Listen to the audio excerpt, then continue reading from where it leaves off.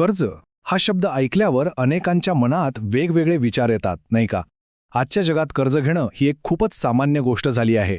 पण मग हा निर्णय किती विचारपूर्वक घ्यायला हवा? चला, आज याच विषयावर सविस्तर बोलूया.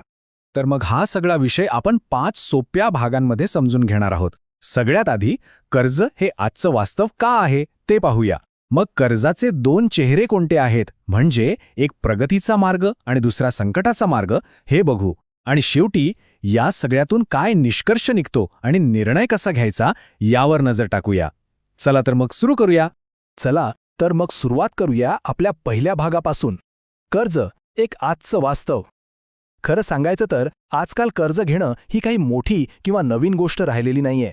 उलट आपल्यापैकी अनेकांसाठी ती आता जीवनाचा एक अविभाज्य भाग बनली आहे. हे बघा, आजच्या आधुनिक जीवनात कर्ज ही संकल्पना इतकी सामान्य झाली आहे ना, की ती आपल्या जगण्याचा एक भागच बनून गेली आहे. मोठमोठी स्वप्न बघणं आणि ती पूर्ण करण्यासाठी धडपडणं, हे तर आपण सगळेच करतो. आणि याच स्वप्नांना सत्यात उतरवण्यासाठी कर्ज हे एक खूप महत्त्वाचं आर्थिक साधन म्हणून पुढे आलं आहे. आणि कर्ज घेतलं जातं तरी कशासाठी? तर ही काही अगदी सामान्य कारणं आहेत.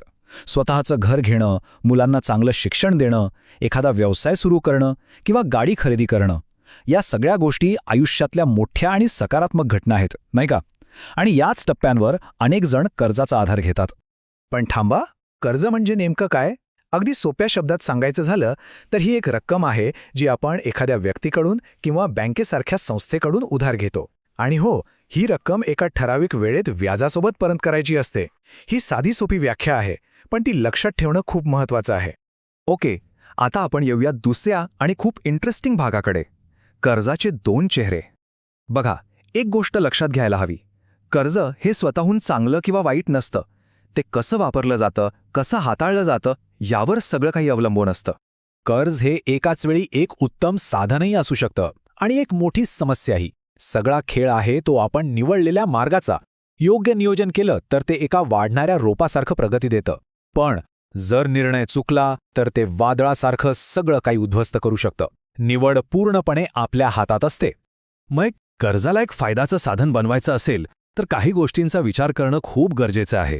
उदाहरणार्थ, व्याजदर किती आहे, कर्ज किती काळासाठी घ्यायचं आहे, महिन्याचा हप्ता म्हणजे EMI किती असेल, आणि या सगळ्यापेक्षा महत्त्वाचं, आपली परतफेड करण्याची क्षमता खरंच आहे का?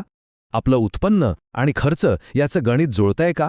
चला, आता आपण त्या सकारात्मक मार्गाबद्दल बोलूया.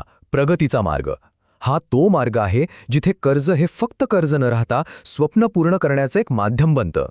हे अगदी खरं आहे. योग्य कर्ज हे एखाद्या इंजिनसारखं काम करतं, जे स्वप्नांच्या गाडीला सत्याच्या रुळांवर आणून सोडतं.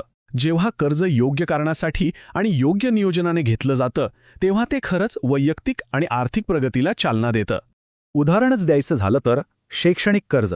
याच कर्जामुळे अनेक हुशार मुलांना चांगलं शिक्षण घेता येतं आणि त्यांचं भविष्य घडतं. किंवा मग गृहकर्ज, ज्याच्यामुळे लाखो कुटुंबांचं स्वतःच्या हक्काच्या घराचं स्वप्न पूर्ण होतं. हे दोन्ही उत्तम उदाहरणं आहेत की कसं विचारपूर्वक घेतलेलं कर्ज मोठं यश मिळवून देऊ शकतं. ठीक आहे, आता आपण नाण्याची दुसरी बाजू पाहूया. संकटाचा मार्ग. हा मार्ग कसा असतो आणि कर्ज कसे का मोठ्या आर्थिक तणावाचं कारण बनू शकतं हे समजून घेणंही तितकंच महत्त्वाचं आहे. आणि या संकटाच्या मार्गाची सुरुवात होते तरी कुठून? तर अनावश्यक खर्चासाठी कर्ज घेण्यापासून. म्हणजे ज्या गोष्टींची खरंच गरज नाही, त्या गोष्टींसाठी जेव्हा कर्ज घेतलं जातं तेव्हाच खऱ्या अर्थाने समस्येला सुरुवात होते.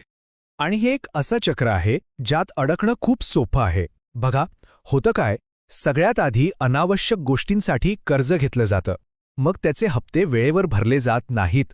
हप्ते थकले की व्याज वाढायला लागतं आणि बघता बघता कर्जाचा डोंगर उभा राहतो. हे दुष्टचक्र समजून घेणं खूप महत्त्वाचं आहे. चला तर मग आपण प्रगतीचा मार्ग पाहिला, संकटाचा मार्गही पाहिला. आता या सगळ्याला एकत्र आणून शेवटच्या आणि सगळ्यात महत्त्वाच्या भागाकडे वळूया, निष्कर्ष. आणि पुन्हा एकदा आपण त्याच महत्त्वाच्या मुद्द्यावर येतो. कर्ज हे फक्त एक साधन आहे, ती समस्या नाही. त्याचा परिणाम काय होणार, ते वाढीचं कारण ठरणार की एक बंधन, हे सर्वस्वी कर्ज घेणाऱ्या व्यक्तीवर अवलंबून असतं. जबाबदारी ही आपलीच आहे. मग जबाबदारीने कर्ज घ्यायचं म्हणजे नेमकं काय करायचं? तर या काही महत्त्वाच्या चाव्या आहेत. योग्य नियोजन करायला हवं, शिस्त आणि संयम ठेवायला हवा, आपली जबाबदारी ओळखायला हवी आणि सर्वात महत्त्वाचं म्हणजे कर्जाची वेळेवर परतफेड करायला हवी. आणि हे एक वाक्य मला वाटतं या संपूर्ण चर्चेचं सार सांगून जातं. विचारपूर्वक घेतलेलं कर्ज प्रगतीचं साधन बनतं, तर अविचाराने घेतलेलं कर्ज ओझं ठरतं. यापेक्षा सोप्या शब्दात हे सांगता येणार नाही. तर मग शेवटी प्रश्न तोच राहतो, आर्थिक प्रगतीसाठी कर्ज हे साधन आहे की समस्या? आणि याचं उत्तर खरं तर कर्जामध्ये नाहीये, ते दडलंय कर्ज घेण्यामागच्या विचारामध्ये, नियोजनामध्ये. म्हणूनच हा एक असा निर्णय आहे जो नेहमीच विचारपूर्वक घ्यायला हवा.